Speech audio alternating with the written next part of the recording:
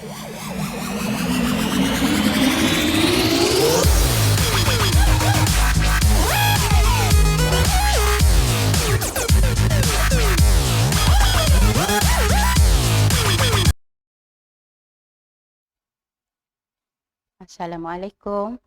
Saya Cikgu Tuti dari Sekolah Kebangsaan Tunjang untuk pelajaran sains tahun 5. Okey, kita akan membincangkan unit 6 haba. Okey, dan sub unit 6.1 suhu dan haba. Okey, apakah maksud haba? Haba ialah satu bentuk tenaga yang dipindahkan kerana terdapat perbezaan suhu. Sesuatu objek akan menjadi panas apabila menerima haba dan akan menjadi sejuk apabila kehilangan haba. Apakah maksud suhu? Suhu ialah darjah kepanasan atau darjah kesejukan sesuatu bahan. Suhu dapat diukur dengan menggunakan termometer.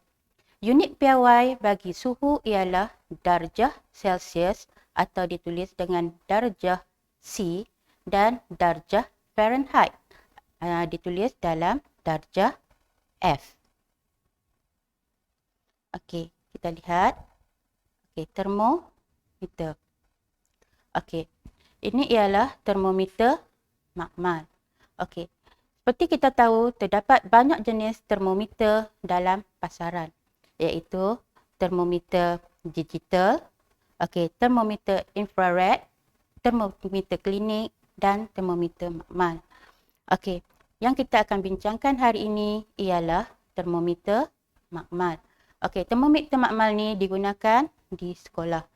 Okey, dalam termometer ada cecair yang dibasuhkan sama ada merkuri ataupun alkohol. Cecair merkuri berwarna perak, manakala cecair alkohol berwarna merah ataupun biru. Okey.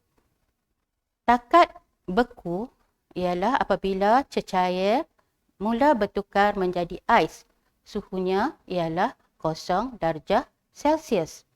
Manakala takat didih ialah 100 darjah Celsius, di mana air mula bertukar menjadi wap air.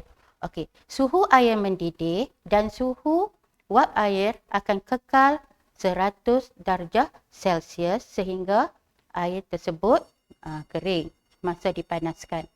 Suhu badan manusia normal ialah 30 darjah Celsius. Jika badan kita panas, suhu akan meningkat. Okey, ketika itu kita akan mengalami demam. Okey, aras meniskus. Apakah aras meniskus? Okey, aras meniskus ialah aras di mana cecair di dalam salur kaca dalam termometer mencapai tahap apabila menerima suhu ataupun menerima haba. Okey, aras meniskus maksud dia cara kita hendak membaca termometer ketika mengambil bacaan suhu. Mata kita harus tertentang dengan aras meniskus. Ada dua keadaan aras meniskus, iaitu apabila cecair di dalam termometer adalah alkohol, aras meniskus berbentuk cekung. Okey, jadi kita kena lihat aras meniskus di bahagian bawah cengkung tu. Okey, untuk termometer yang menggunakan merkuri, aras meniskus berbentuk cembung. Jadi kita perlu membaca aras meniskus di bahagian atas cembung. Okey, jadi kedudukan mata mesti setentang dengan aras meniskus. Okey, perubahan suhu air. Okey, dalam persekitaran, air akan berubah suhunya apabila berada di tempat yang panas ataupun berada di tempat yang sejuk. Seperti contoh di dalam gambar ini, kita lihat termometer diletakkan di dalam bekas yang berisi ais. Okey, suhu di dalam termometer ialah 0 darjah Celsius. Apabila kita biarkan, okey, dalam contoh ni selepas 10 minit, okey, kita lihat ais itu menerima haba. Bila ais menerima haba, suhunya semakin meningkat. Okey, daripada 0 darjah Celsius sekarang dah meningkat hingga 26 darjah Celsius. Iaitu dalam suhu bilik. Suhu bilik ataupun suhu persekitaran di sesuatu tempat adalah tidak sama. Okey, dia bergantung kepada persekitaran. Jika persekitaran panas, okey, suhu akan tinggi. Dan jika suhu di kawasan ataupun persekitaran tersebut sejuk, suhunya akan rendah.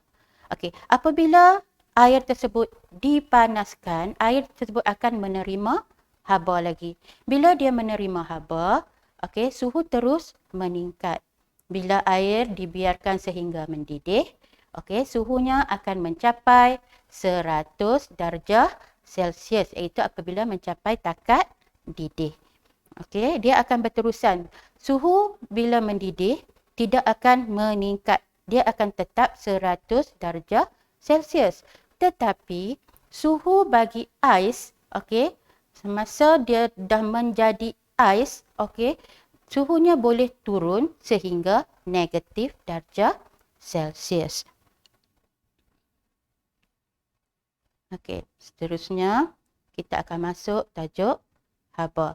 Dalam haba kita akan membincangkan tentang air pada suhu bilik, pengembangan dan pengecutan bahan, serta kepentingan pengembangan dan pengecutan bahan. Okey, kita tengok air pada suhu bilik. Kalau kita lihat pada gambar ini, okey, apabila kita membancuh air, biasanya kita akan menggunakan air yang panas ataupun air yang menggelegak. Okey, macam mana kita nak minum air tersebut kalau ianya panas? Okey, salah satunya kita boleh letakkan sudu logam di dalam cawan atau gelas supaya ia cepat sejuk. Okey, bila kita biarkan seketika, okey, kita boleh minum air tersebut. Tetapi sudu logam yang kita letakkan di dalam cawan atau gelas tersebut pula menjadi panas. Okey, bagaimanakah air panas boleh menjadi sejuk? Okey, haba mengalir dari air panas ke sudu logam. Jadi, haba tu mengalir dari tempat panas ke tempat yang sejuk. Okey, haba pada sudu besi tadi pula, okey, mengalir pula ke tangan kita yang sejuk. Jadi, tangan kita akan berasa panas. Okey, kesimpulannya, haba dari air panas mengalir ke persekitaran dari tempat panas ke tempat sejuk. Air panas akan kehilangan haba dan suhu air menurun sehingga sama dengan suhu bilik. Maksudnya, selain daripada haba mengalir ke sudu logam, haba daripada air juga mengalir ke persekitaran. Okey, jadi suhu persekitaran ni akan menyebabkan air tersebut menjadi sejuk dengan lebih cepat. Seterusnya, pengembangan dan pengecutan bahan. Okey, untuk contoh yang pertama iaitu gelang dan bola logam. Pada asalnya, bola logam boleh memasuki gelang yang sebelum dipanaskan. Okey, bola logam boleh memasuki gelang. Tetapi selepas dipanaskan, bola logam mengembang dan menjadi besar. Apabila bola logam mengembang, maka bola tidak boleh lagi memasuki gelang. Okey, salah satu contoh lain, okey, contohnya gelas. Apabila gelas kita susun secara bertingkat, okey, kadang-kadang ia tidak boleh dicabut ataupun dibuka. Bagaimanakah cara kita hendak membuka gelas tersebut? Salah satunya, kita boleh letakkan ais di bahagian dalam gelas. Okey, apabila kita letakkan ais di dalam bahagian dalam gelas, gelas tersebut akan mengecut. Okey, jadi bila gelas di bahagian atas mengecut, kita dapat menarik gelas tersebut. Ataupun kita letakkan air panas ataupun masukkan gelas di bahagian bawah ke dalam air panas. Jadi, apabila gelas berada di dalam air panas, ia akan mengembang. Apabila gelas di bahagian bawah mengembang, jadi kita dapat mencabut gelas yang di bahagian atas. Okey. Contoh yang kedua, apabila kelalang yang berisi air ditutup dan diletakkan salur kaca di tengahnya, kita akan lihat cecair itu akan masuk ke dalam salur kaca. Apabila kelalang tersebut dimasukkan ke dalam air panas, aras air di dalam salur kaca akan meningkat. Ini menunjukkan air di dalam kelalang mengembang. Dan apabila kelalang tersebut dimasukkan ke dalam bekas yang berisi ais, kita akan lihat aras air di dalam salur kaca akan menurun. Ini menunjukkan cecair pula mengecut apabila terkena ais. Untuk contoh yang lain dalam kategori ini adalah cecair di dalam termometer. Cecair dalam termometer apabila terkena haba, dia akan mengembang dan akan naik. Dan apabila terkena objek yang sejuk, dia akan menurun. Contoh yang seterusnya dalam pengembangan pengecutan ini ialah apabila botol kosong yang diisi belon di atasnya dimasukkan ke dalam air panas, belon tersebut akan mengembang. Manakala jika botol yang sama diletakkan belon, dimasukkan ke dalam air ais, belon tersebut akan mengecut. Ini menunjukkan belon mengembang ataupun udara di dalam botol mengembang apabila terkena haba dan mengecut apabila kehilangan haba. Apakah contoh lain yang boleh dibuat menggunakan konsep ini? Contoh lain ialah apabila bola pimpong yang kemek dimasukkan ke dalam air panas, bola pimpong akan mengembang dan kembali bulat. Ini menunjukkan udara di dalam bola pimpong menolak dinding bola pimpong dan menyebabkan ia menjadi bulat semula. Rajah A tadi membuktikan bahawa pepejal mengembang dan mengecut. Rajah B tadi menunjukkan bukti cecair mengembang dan mengecut. Dan rajah C membuktikan gas ataupun udara juga mengembang dan mengecut. Jadi dalam nota penting kat sini kita boleh ambil bahawa bahan mengembang apabila menerima haba, iaitu pepejal, cecair dan udara akan mengembang apabila menerima haba dan mengecut apabila kehilangan haba. Apakah kepentingan prinsip pengembangan dan pengecutan bahan? Kesan haba ke atas bahan menyebabkan bahan mengembang dan mengecut. Jadi di persekitaran kita ada bahan yang boleh mengembang dan mengecut dalam keadaan-keadaan tertentu. Jadi ada yang boleh memberi kebaikan, ada yang boleh memberi keburukan. Contohnya, landasan kereta api. Mengapakah landasan kereta api diletakkan ruang pada penyambungan landasan? Seperti kita tahu, landasan kereta api dibuat daripada logam. Logam apabila terkena haba, ia akan mengembang. Jadi, untuk mengelakkan landasan kereta api daripada membengkok, maka ruang tersebut diadakan supaya kereta api tidak tergelincir apabila waktu panas. Termometer. Apakah kepentingan pengembangan dan pengecutannya? Okey, jadi dengan menggunakan termometer ini, okey, apabila terkena haba, kita akan mendapat bacaan suhu yang meningkat.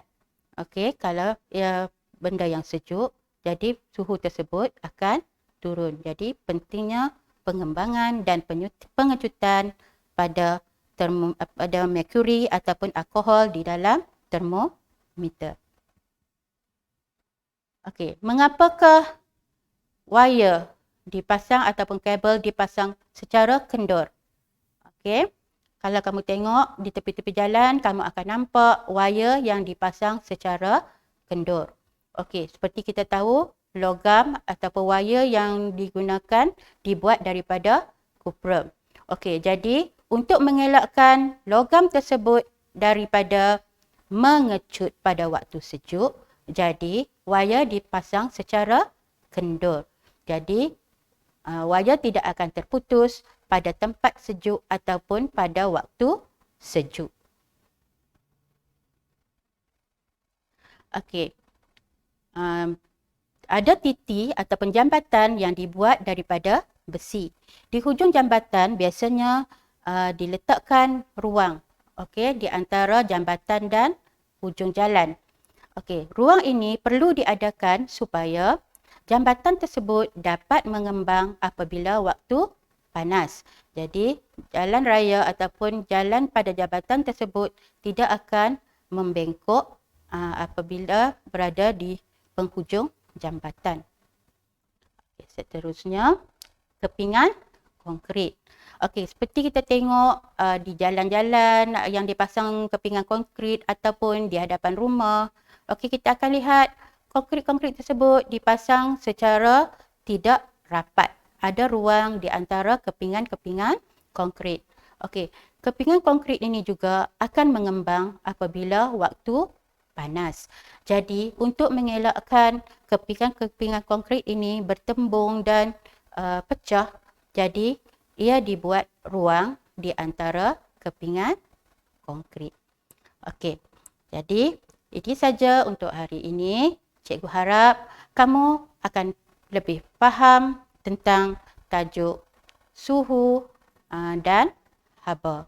Okey, kamu boleh ulang semula untuk melihat contoh-contoh yang cikgu berikan. Okey, terima kasih dan selamat belajar. Bye.